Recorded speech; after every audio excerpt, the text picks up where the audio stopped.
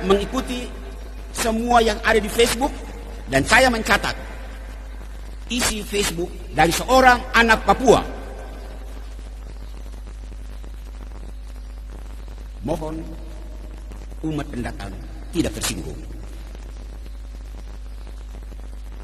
Kalau mahasiswa Papua itu monyet, artinya monyet cari ilmu di Surabaya.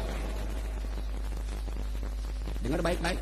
Monyet cari ilmu di Jawa, monyet cari ilmu di Sulawesi, monyet cari ilmu di Sumatera, monyet cari ilmu di Kalimantan, monyet cari ilmu di Maluku. Sementara, dan ini jangan tersinggung, sementara manusia Jawa, manusia Sulawesi, manusia Maluku, manusia Sumatera datang mencari makan di tempat monyet. Membaca SMS itu saya malu. Saya malu sekali. Pikir dan renungkan. Orang waras pasti malu disebut cari makan di tempat monyet. Nilai setitik merusak susu sebelanga.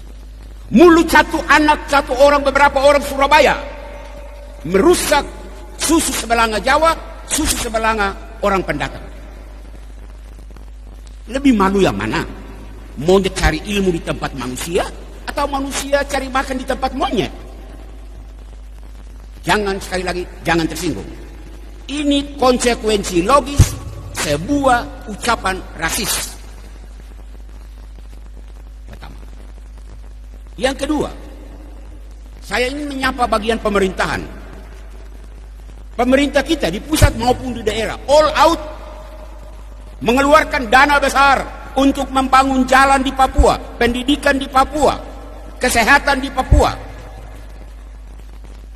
Berkaitan dengan ucapan rasisme tadi, pertanyaan yang mengganggu nalar. Bangun jalan untuk monyet-monyet? Bangun kesehatan untuk monyet? Bangun pendidikan untuk monyet-monyet? Kalau benar teriakan rasis orang Surabaya itu,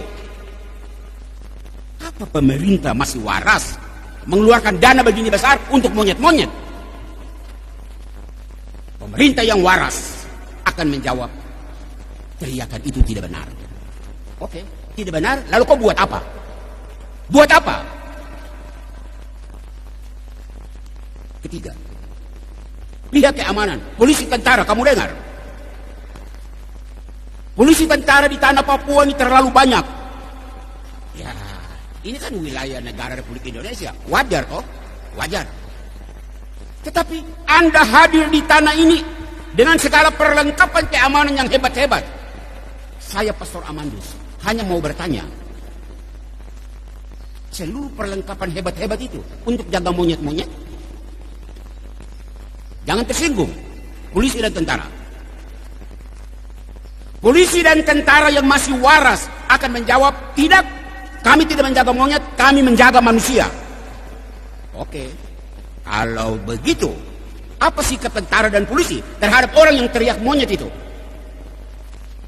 Malulah Anda. Kalau orang Papua itu monyet, baru Anda dengan segala perlengkapan keamanan yang wah, kamu menjaga monyet, malu kan? Keempat, kelompok keempat, pihak agama. Saya tidak mau menyebut orang Islam, saya tidak mau menyebut orang Protestan. Saya hanya membatasi diri pada gereja Katolik. Pastor dan suster, sejak zaman Belanda sampai zaman pemerintahan Indonesia ini, luar biasa pastor dan suster begitu banyak datang di Papua untuk melayani. Anda mengabdikan seluruh hidupmu dari masa muda sampai Anda menjadi tua di tanah Papua ini. Pertanyaan kecil untuk direnungkan.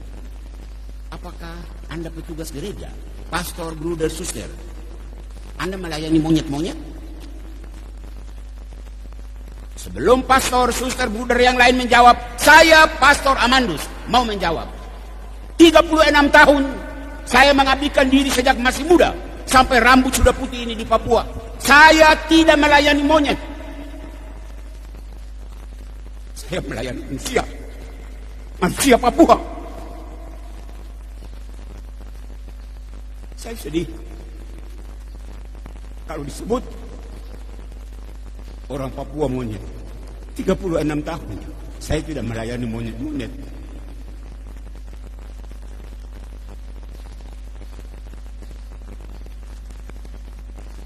Kelima, terakhir, anak cucu guru-guru perintis. Kamu pasang telinga dengar baik-baik. Kamu pernah mendengar cerita dari kamu punya orang tua, kamu punya tete nenek, pertama kali datang di Papua tahun 20-an, tahun 30-an. Mereka bercerita bahwa mereka bertemu monyet-monyet. Apakah kamu mendengar cerita bahwa orang tuamu datang mengajar monyet-monyet? Tidak, bukan? Kalau tidak, anak cucu perintis, jangan diam.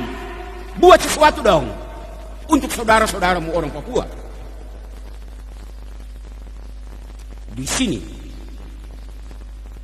gereja Katolik yang masih waras, gereja harus membantah